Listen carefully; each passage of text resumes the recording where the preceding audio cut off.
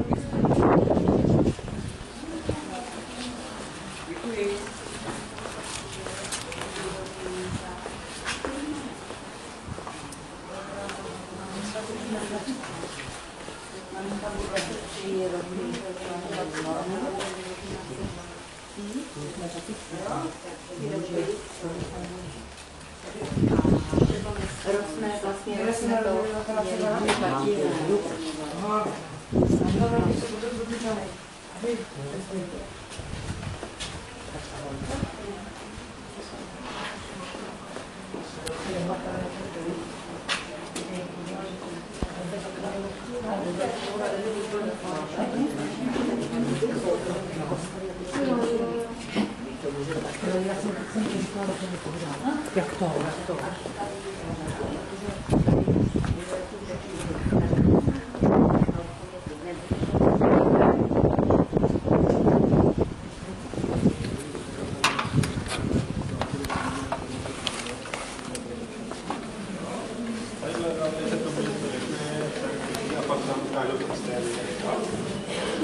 Dobrý den.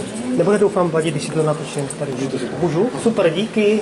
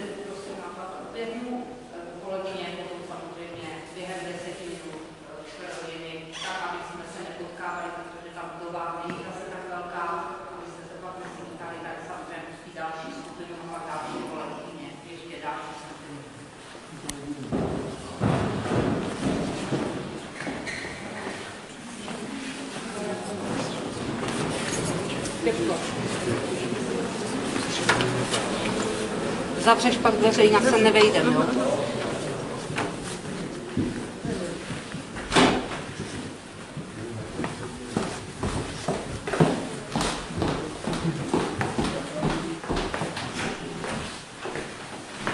Já poprosím, pojďte dál, takhle, aby jsme se vešli.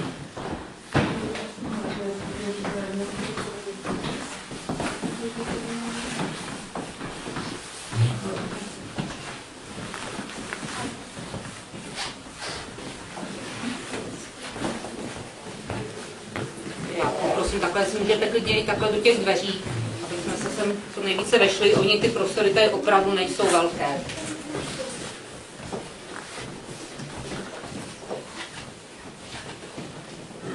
Takže místnost, kterou jsme procházeli, když jsme šli z obřadní síně, je čekárna pro pozůstalé. Tam nejbližší rodina vlastně čeká na začátek obřadu. Kancelář úplně vzadu je kancelář řečnice. Tam si paní řečnice připravuje smuteční řeč před obřadem. Před obřadem se s rodinou domluvá zhruba 20 minut před začátkem obřadu a tam si právě tu smuteční řeč sestaví. Opravdu těch 20 minut jí na to stačí, protože paní už mluví spoustu let, takže to má nacvičený. Tahle kancelář je kancelář obřadníka, kde se pan obřadník zase s rodinou domlouvá. Potom půjdeme tady chodbou napravo, protože tam je zase málo místa, tak jenom krátce, když projdeme chodbou. Nalevo místnost je sklad květin, kde se skladují květiny před začátkem obřadu a tam se také potom likvidují. Hned za dveřmi po levé straně je takové okénko dolů, to uvidíte, tam se ty kytičky hází dolů, odkud je pán odváží do kontejneru, pokud si je rodina nevyzvedne. Samozřejmě někdo si je odnese na hrob, někdo je tady nechává. Ty kytičky po obřadu se nijak nerecyklují, když to tak řeknu, ale vyhazují.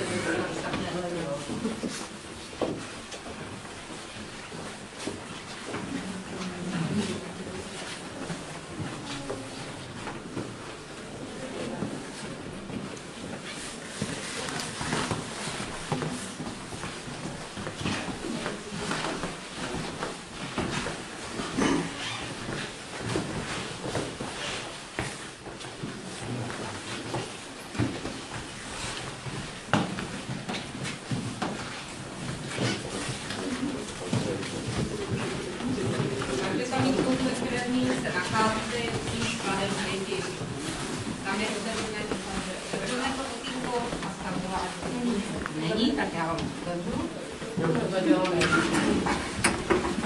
Takže když se tam hodí, tak to nepřežijou.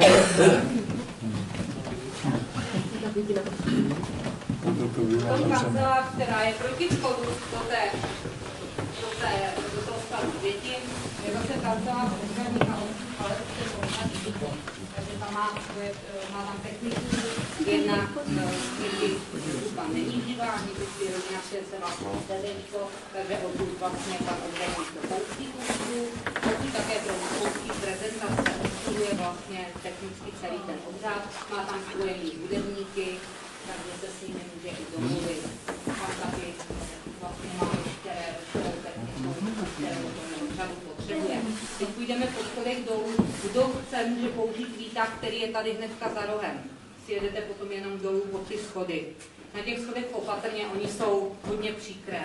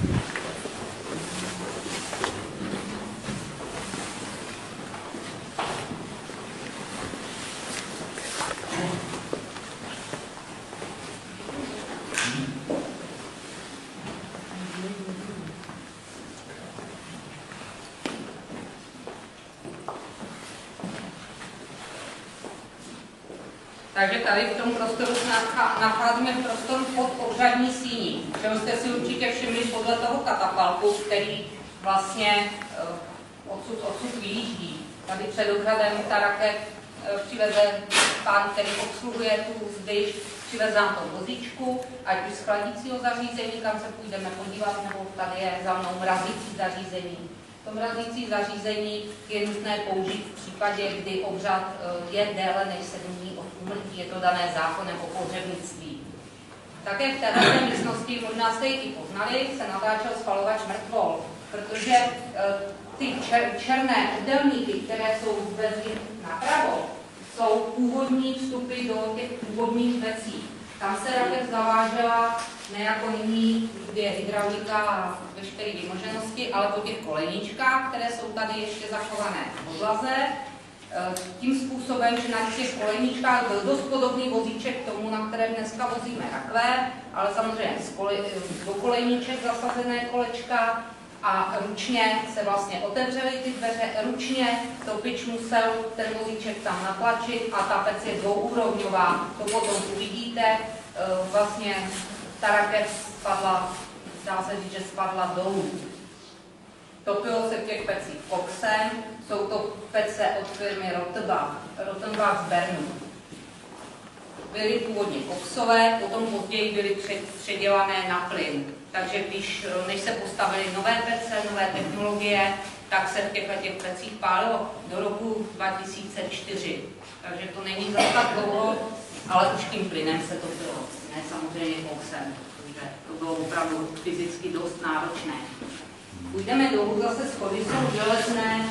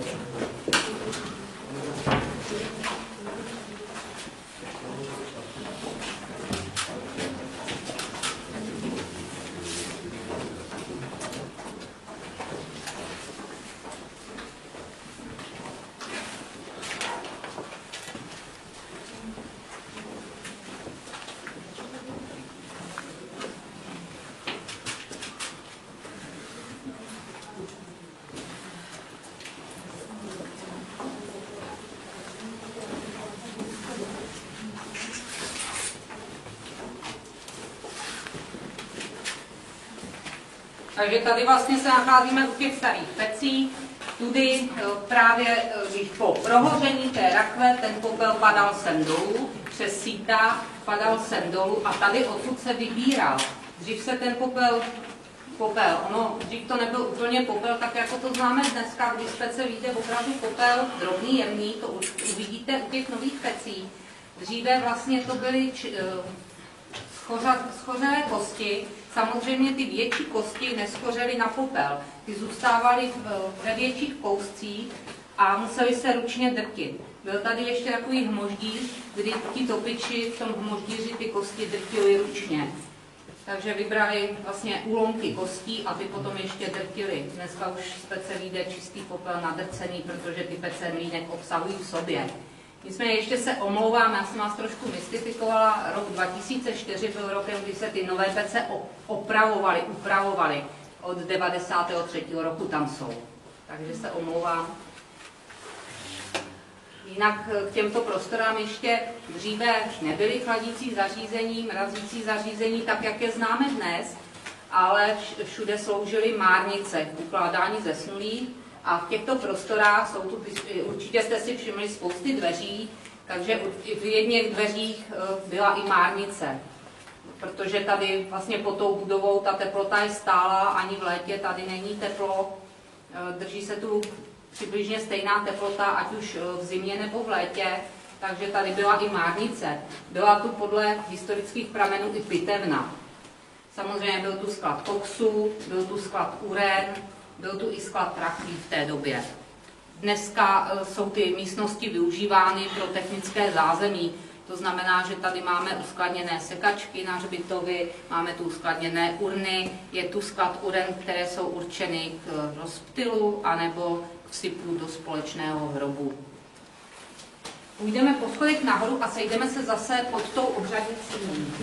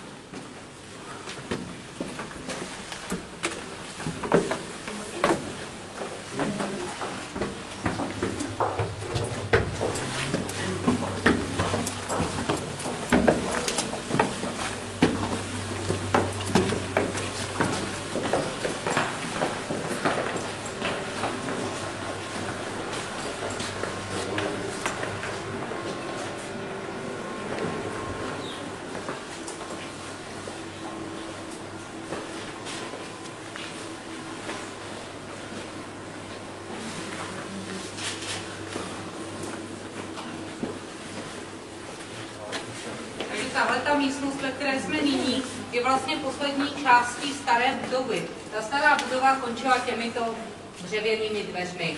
To, co vidíte dál, je už přístavba nová. V téhleté části budovy byl byt správce krematoria. Tam, jak stojí pán v těch dveří, tam byl byt správce krematoria, který vlastně měl jednu velkou místnost a kuchyň. Nyní zase slouží tahleta část budovy jako technické zázemí pro naše zaměstnance, takže je tam kuchyňka a šatna. Potom dál jsou tady chladící zařízení. Chladící zařízení jsou dvě.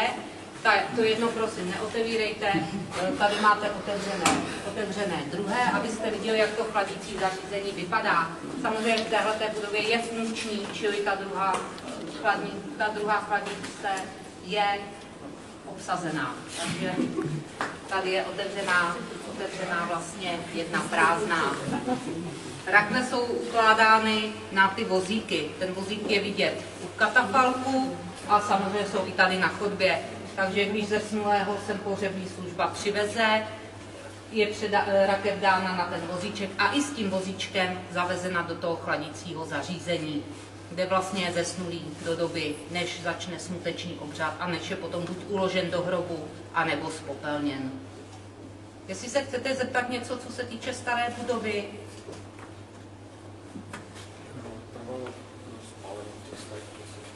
Máme tady pána, který v nich ještě topil, říkal, že zhruba 1,5 hodiny až 2.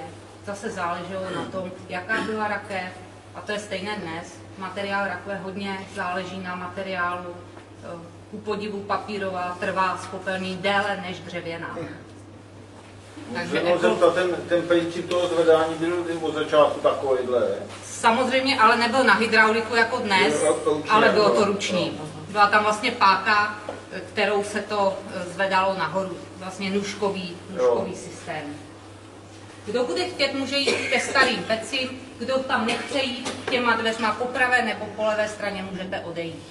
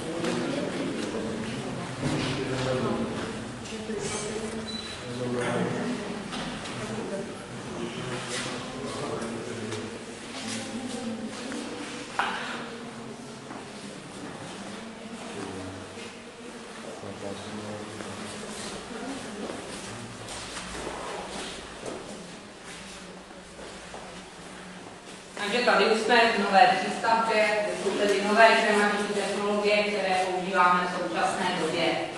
Tady ty pece, jak vidíte, jsou jednoúrovňové, čili vidíte přímo komoru, kde se spopelňuje, spopelňovací komoru. Rakev, tak jak vidíte, je na tom stole, který je zase hydraulický. Vedle to je vozíček, zase na hydrauliku, takže opravdu ta práce pro ty zaměstnance byla hodně usnadněná. Rakev z vozíčku, to na kolečkách dají na ten hydraulický, vyjedou si nahoru na úroveň toho stolu, kam rakev přendají a potom tenhle ten písk zase přes hydrauliku, to je zatlačí tu rakev do té pece.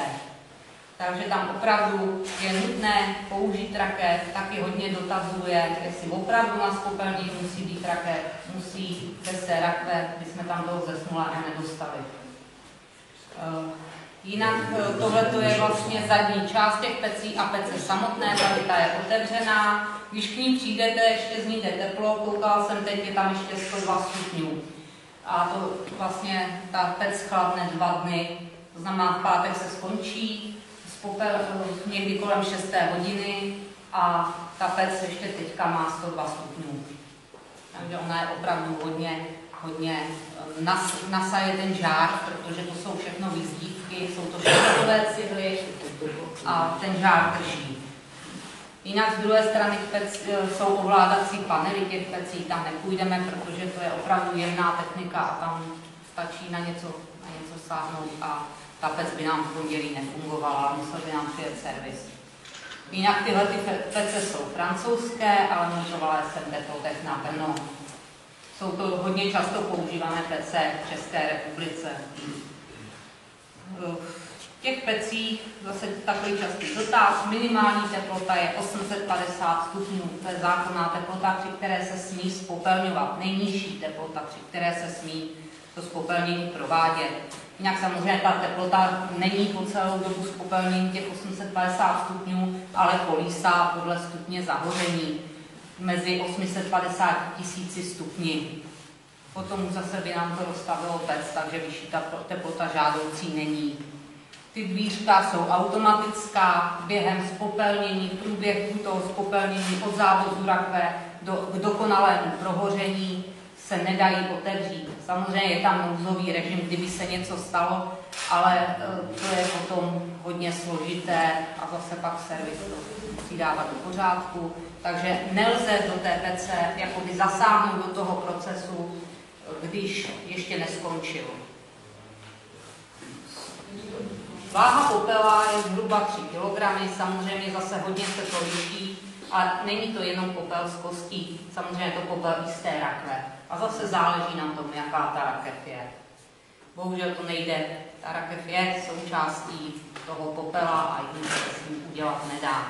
Každá urna má svoje jedinečné číslo, které je vyražené vlastně takhle na té urničce a ještě je kovový štíteček s úplně stejným čísílkem, který se dává před spopelněním do rakve, projde tou pecí a po spopelnění s tím popelem je nasypán do urničky. Takže obě čísla se shodují, čísla jsou jedinečná, čili nemůže dojít k tomu, že by jakákoliv záměna toho popela nebo štíku byla možná v tomhletom procesu. Můžu jenom dotaz? Ta urna z čeho? To je z hliníku?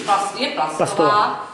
Jsou vlastně ta pec, tahle má tady tu komoru, potom je tam roh, kterým ten popel, respektive ty kosti, které prohoří, jsou to úlomky kostí drobné, propadnou dolů, dole je mlýnek, který ty kosti semele na takhle jemný popel, jako vidíte tady v té urně. Jo? Bez toho mlýnku by samozřejmě vypadal úplně jinak. Potom z toho mlýnku, protože ten popel samozřejmě je horký a do té plastové urny by nešel dát, tak z toho mlýnku je dán do plechové urny s tím štítkem, s číslem, který je samozřejmě taky horký, takže taky nejde hned předávat a teprve po schladnutí je přesypán do té urny, urna je zalepena. Jo, lepí se to víčko, takže ten popel se nemůže vysypat v případě jakéhokoliv zvrhnutí třeba té urny. Nějaké dotazy? Chirurgické náhrady, takový kolouby.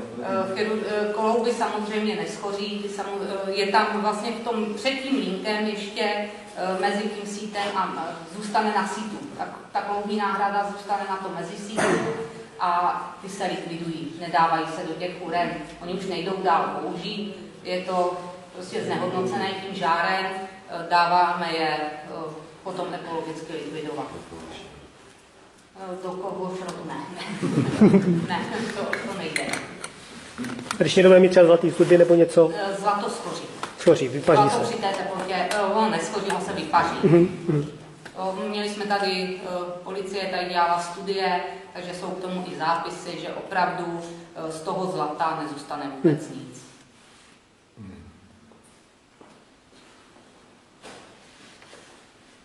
Ještě někdo se k nám něco zeptá? Kolik lidí tady bylo spáleno za tu dobu, co to existuje? 314 000 a teď úplně přesně nevím, 314 250. A na kolik směn se jede? 314 236 plus nějaký drobnej k tomu. To je přesně to číslo od jedničky až do teďka, Je to od no? jedničky. Je číslované od jedničky. Samozřejmě není to úplně přesně, těch žehů ještě 10-15 mohlo být v té doby tady ta hodnička, protože je připravená k rozptylu, ale je zpátky. Takže. A na kolik směn se jede? Nebo na kolik směn se musí? Jede se od 6 od rána do 6 do odpoledne. Jo, takže nejsou to 2 celé směny, ale střídají se, protože samozřejmě ten topič ještě obsluhuje obřady, vlastně připravuje tu rakev, takže jeden obsluhuje pece, druhý přijímá ze smule a obsluhuje, pomáhá obřadí.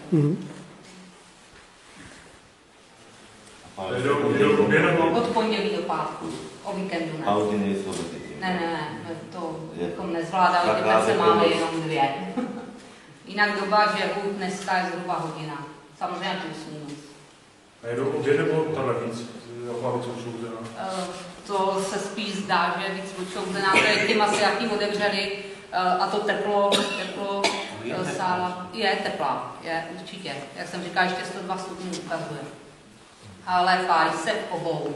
Někdy samozřejmě ne každý den jedou obě pece, některý den jenom jedna, ale zase střídají se. Jo, není to tak, že jedna by byla vytíženější než ta druhá. Ano, tady vlastně ten okruh, nejsou to jenom Pardubice, ale je to od Kutné Hory, Kolín, Čáslav, přes Týniště nad Orlicí, Hradec ne, tam je krematorium Jaroměř, Hradec Vážný Jaroměř. To je novější krematorium, ale vlastně druhá strana Pohlinsko. Takže takový okruh.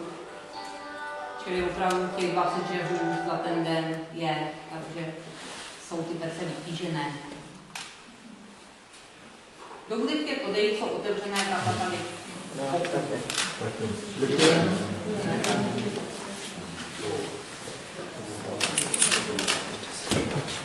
Jak vypadá ten pokrál? Tak díky, naschle.